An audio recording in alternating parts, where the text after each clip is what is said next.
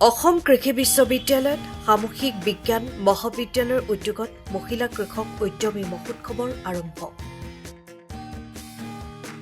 অসম কৃষি বিশ্ববিদ্যালয়ৰ সামূহিক বিজ্ঞান মহাবিদ্যালয়ত চলি থকা সৰ্বভাৰতীয় সমন্বিত কৃষিৰতা মহিলা গৱেষণা প্ৰকল্পৰ অধীনত তিনিদিনীয়া কাৰ্যসূচীৰে মহিলা কৃষক উদ্যমী মহোৎসৱৰ বিশ্ববিদ্যালয়ৰ ভলীবল কোৰ্টৰ খেলপথাৰত আয়োজিত এই কাৰ্যসূচী আনুষ্ঠানিকভাৱে মুকলি কৰে অসম কৃষি বিশ্ববিদ্যালয়ৰ উপাচাৰ্য ডক্টৰ বিদ্যুৎ চন্দন ডেকাই।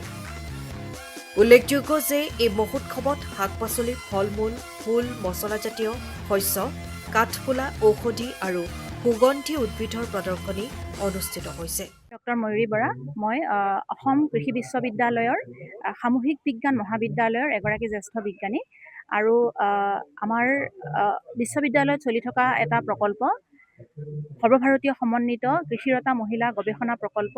এই প্ৰকল্পৰো মই এগৰাকী জ্যেষ্ঠ বিজ্ঞানী। এই প্ৰকল্পটোত আমি কেইবাগৰাকীও বিজ্ঞানীয়ে কাম কৰি আছোঁ। লগতে আমাৰ যিখিনি ৰিচাৰ্চ ষ্টাফ বা গৱেষণা সহযোগী আছে তেখেতসকলো আমি কেইবাগৰাকীও ইয়াতে কাম কৰি আছোঁ। আৰু আজি যিটো অনুষ্ঠান আপোনালোকে দেখিছে এইটো হৈছে মহিলা কৃষক মহোৎসৱ। এই আপোনালোকে হয়তো গম পায় যে আমাৰ ৰাষ্ট্ৰসংঘই 2026 চনটো মহিলা কৃষক বৰ্ষ হিচাপে উৎসৰ্গিত কৰিছে, মহিলা কৃষকৰ কাৰণে উৎসৰ্গিত কৰিছে। আৰু আমাৰ এই মহিলা কৃষক মহোৎসৱটো আমি সেই যিটো মহিলা কৃষক বৰ্ষৰ লগত সংগতি ৰাখি আজি অনুষ্ঠিত কৰিছোঁ। আমাৰ তিনিদিনীয়া কাৰ্যসূচীৰে এই অনুষ্ঠানটো আমাৰ অনুষ্ঠিত কৰা হৈছে। আৰু আমি ইয়াত ক'বলৈ খোজোঁ যে আমাৰ এই মহিলা কৃষক মহোৎসৱটো পতাৰ উদ্দেশ্য হৈছে যে আমাৰ মহিলাসকলে কৃষিৰ বহুত ক্ষেত্ৰত তেওঁলোকে ধান কটাৰ পৰা, ধান ৰোৱাৰ পৰা, তেওঁলোকে চিড চিলেকশ্যনৰ পৰা, পানী দিয়াৰ পৰা, পোক পতংগ নিৰাময়ৰ পৰা বিভিন্ন কাৰ্যত নিজকে নিয়োজিত কৰি ৰাখে। কিন্তু মহিলাসকলক যদি আপুনি সোধে যে আপুনি মহিলা কৃষক হয় নেকি, তেখেতে কিন্তু বা আপুনি কৃষক হয় নেকি, তেখেতে কিন্তু পটককৈ ক'বলৈ নোখোজে যে মই কৃষক হয়, কাৰণ তেওঁ নিজকে কৃষক বুলি নাভাবে। মহিলাগৰাকীয়ে যে নিজক কৃষক বুলি নাভাবে, আমাৰ সমাজখনেও মহিলাগৰাকীক কিন্তু কৃষক বুলি নাভাবে।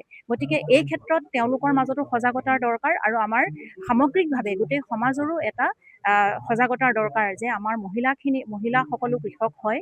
কৃষিৰ ক্ষেত্ৰত তেওঁলোকৰ যথেষ্ট অৱদান আছে, সেয়া পথাৰ শস্যই হওক, উদ্যান শস্যই হওক, পশুপালনেই হওক, ফিচাৰীয়ে হওক, বেলেগ বেলেগ ক্ষেত্ৰত তেওঁলোকৰ যথেষ্টখিনি অৱদান আছে। আৰু ঠিক তেনেকৈ আমাৰ ঘৰখনৰ বিভিন্ন ক্ষেত্ৰতো ভাত ৰন্ধাৰ পৰাই হওক বা ল'ৰা ছোৱালী ডাঙৰ কৰাৰ পৰাই হওক, আমি সাধাৰণতে দেখোঁ যে মহিলাগৰাকীয়ে বেছিকৈ জড়িত হৈ থাকে। ঠিক তেনেকৈ ৰাষ্ট্ৰ নিৰ্মাণৰ ক্ষেত্ৰতো মহিলাগৰাকীয়ে যথেষ্ট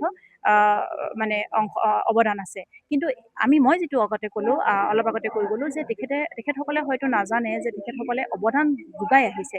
গতিকে আমি মহিলাসকলক সজাগ কৰিবলৈ, মহিলাসকলৰ নিজৰ কামৰ মৰ্যাদা যাতে নিজে ল'ব পাৰে আৰু গোটেই সমাজখনে যাতে তেওঁলোকৰ যিখিনি কামৰ স্বীকৃতি দিয়ে, তেওঁলোকক মহিলা শিক্ষক হিচাপে স্বীকৃতি দিয়ে, এই অনুষ্ঠানটো পতাৰ সেইটো উদ্দেশ্য। আৰু এটা হৈছে যে মহিলাসকলে বহু ক্ষেত্ৰত দেখা যায় যে তেওঁলোকে হয়তো বহুত সময়ত বিচৰা প্ৰযুক্তিটো নাপায়, বিচৰা প্ৰশিক্ষণ নাপায়, বা বহুত সময়ত তেওঁলোকে নিজাববীয়াকৈ কিছুমান সিদ্ধান্ত ল'ব নোৱাৰে, বা হয়তো তেওঁলোকৰ কেতিয়াবা নিজৰ মাটি নাথাকাৰ কাৰণে, নিজৰ নামত মাটি নাথাকাৰ কাৰণে হয়তো তেওঁলোকৰ কেতিয়াবা কিছুমান অসুবিধা হয়। আমাৰ যিটো সমীক্ষাই কৈছে এনেকুৱা ধৰণৰ অসুবিধা কিছুমান আমাৰ মহিলা কৃষকসকলে ভোগ কৰি আহিছে। আৰু এই যে আমাৰ যিটো অনুষ্ঠান পাতিছোঁ, ইয়াত আমি এটা পৰিষদীয় আলোচনাও আমাৰ আছে, যিটো আমি পেনেল ডিছকাশ্যন বুলি ইংৰাজীত কওঁ। এই পেনেল ডিছকাশ্যনত আমাৰ গোটেই নৰ্থ ইষ্টৰ 4খন ৰাজ্য, ছিকিম, অৰুণাচল, নাগালেণ্ড আৰু অসমৰ বিভিন্ন জিলাৰ পৰা মহিলা কৃষকসকল আহিছে, তৃণমূল পৰ্যায়ৰ কৰ্মীসকল আহিছে আৰু কৰ্মকৰ্তাসকল আহিছে। তেওঁলোকৰ লগত আমাৰ এটা আজি আলোচনা আছে। সেই আলোচনাত যিখিনি আমি পাম যে যিখিনি আপোনাৰ মহিলাসকলৰ সুবিধা অসুবিধা বা তেওঁলোকেনো কি ক্ষেত্ৰত আৰু তেওঁলোকৰ কি প্ৰয়োজনীয়তা আছে, আগবাঢ়ি যাবলৈ তেওঁলোকক আৰু কি লাগিব, এই গোটেইখিনিৰ আমাৰ আজি এটা অৱলোকন হ'ব। আৰু তাৰ পৰাই আমি তাৰ কিছু তথ্য, কিছু ইনফৰমেশ্যন আমি পৰৱৰ্তী পৰ্যায়ত আমাৰ Central Institute of Women in Agriculture, যিটো ICR এটা অনুষ্ঠান হয়, আমি সেই Central Institute of Women in এগ্ৰিকালচাৰলৈ প্ৰেৰণ কৰিম। আৰু পৰৱৰ্তী পৰ্যায়ত আমি আশা কৰোঁ যে আমাৰ যিখিনি কৃষকসকলৰ যিখিনি সুবিধা, মহিলা কৃষকসকলৰ যিখিনি সুবিধা অসুবিধা, এইখিনি যাতে পলিচি লেভেলত অন্তৰ্ভুক্ত হওক। তেওঁলোকৰ অসুবিধাখিনিৰ সমাধানৰ কাৰণে যাতে চৰকাৰে নিজাববীয়াকৈ কিছুমান প্লেন কৰক বা পলিচি লেভেলত তেওঁলোকৰ কিছুমান চলিউশ্যন ওলাই আহক।